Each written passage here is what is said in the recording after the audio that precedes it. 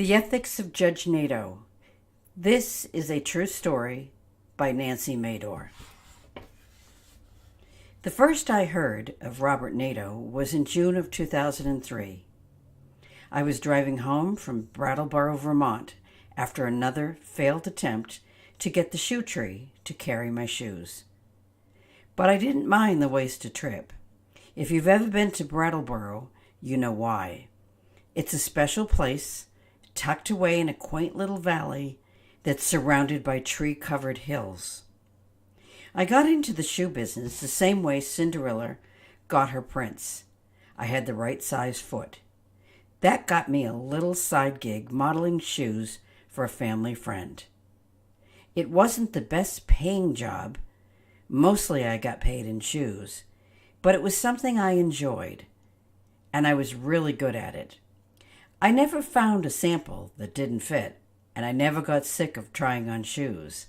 Even now, I still get a little thrill whenever I slip my foot into a fabulous new shoe. And they were all fabulous to me, which would become a problem later, when I opened a shoe store of my own. But here I am, getting ahead of myself already, and I haven't even gotten through the introduction yet. Anyway, while I was modeling shoes for my friend Terry, I was also getting to know the buyers for some of the best shoe stores in New England. After 20 years in the business, Terry had a client list to die for. He knew everybody, and he had a natural talent when it came to sales. Though he could be a bit of a huckster sometimes, too. He had a way of getting things out of people without them even knowing he was doing it. In fact, their first impression would be that they were getting the better end of the deal. It wasn't until later they would realize they'd been had. I'll never forget the time Terry wanted my sons to help him move. "I'll give you my bedroom set if you get it done this weekend," he told them. My sons were ecstatic. They were furnishing their first apartment, and Terry had nothing but the best, as he often boasted himself. The boys worked that entire weekend, loading and unloading furniture, but when they went to collect their new bedroom set, it turned out to be an old, beat-up bed frame and dresser that had been stored in Terry's damp cellar for the last 100 years, probably left there by the previous owner. "You didn't think I meant the set in my bedroom?" Terry asked with such incredulity that the boys didn't have the nerve to admit that they had. "We'll pass," they said to the junk in Terry's cellar. "Hold on a minute," said Terry. "I could have sold that furniture at my garage sale if I'd known you weren't going to take it. What am I supposed to do with it now?" So in the end, not only did the boys get to help Terry move, but as a reward, they got to clear out and dispose of the junk in his cellar. But I don't want to give you the impression that Terry was a jerk.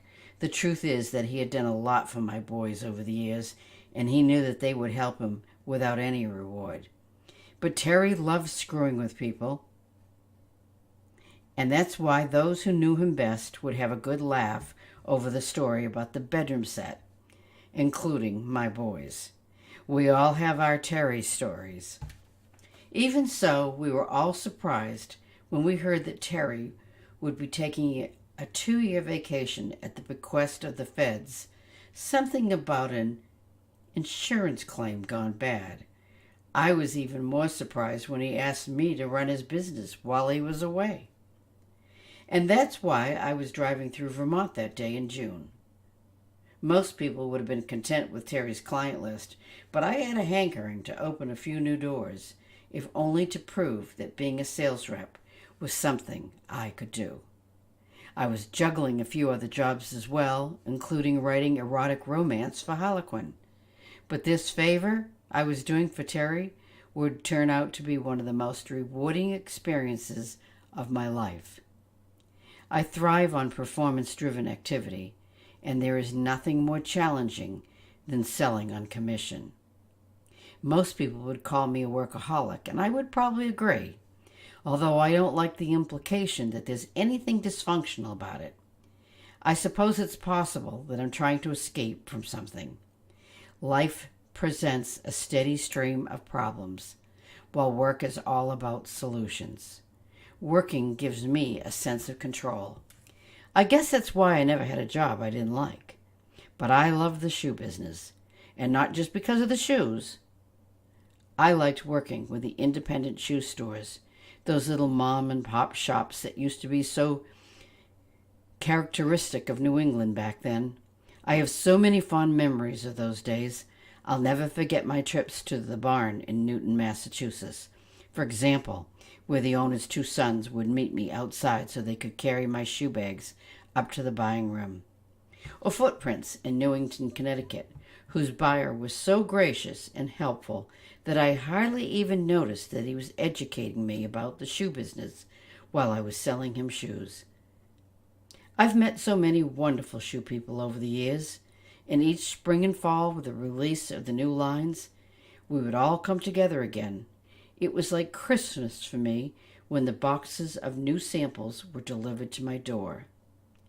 I would tear through them excitedly, flinging paper and cardboard as I unearthed my treasures, pausing every now and then to slip a particularly promising style on my foot.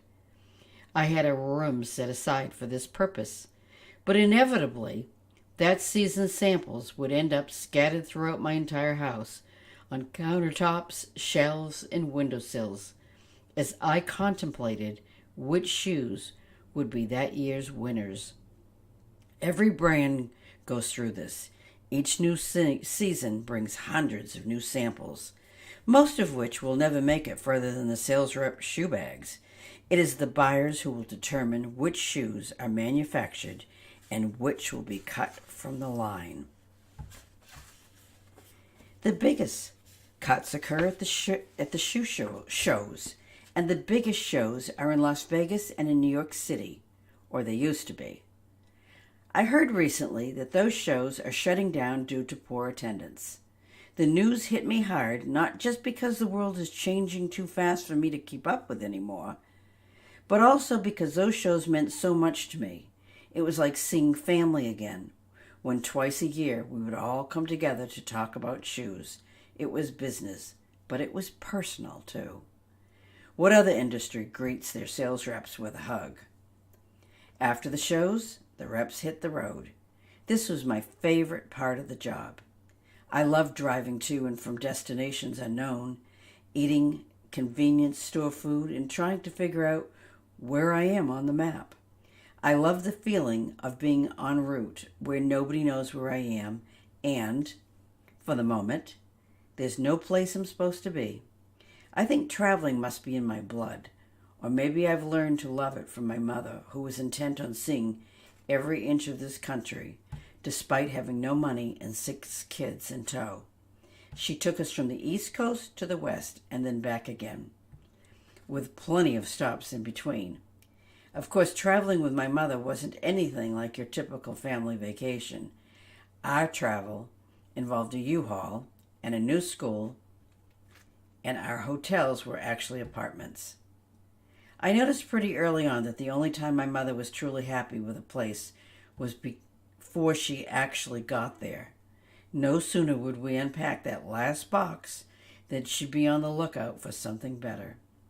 One of my favorite vacations was spent in Snyder County, Pennsylvania. My mother saw a picture of a quaint little farm on the back of an all-natural peanut butter jar, and the next thing I knew, we were living in Amish country. It wasn't the perfect life, but it couldn't have been all bad, or else why would I choose to spend so much of my time on the road? I don't remember all the places I've been to as a kid, but I remember that day in Brattleboro like it was yesterday. The upcoming season rush was over by then, which is why I was out scouting new stores. After my successful visit to the shoe tree, I would get him to carry my shoes eventually.